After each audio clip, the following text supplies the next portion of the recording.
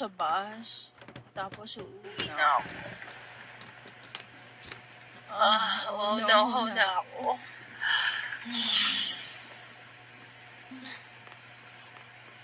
Magugustuhan niyo ba ako kahit wala itong pabango?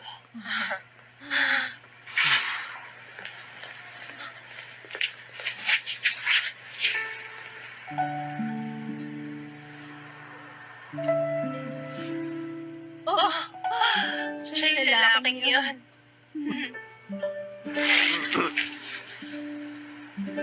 Bakit palagi tayo nagkikita?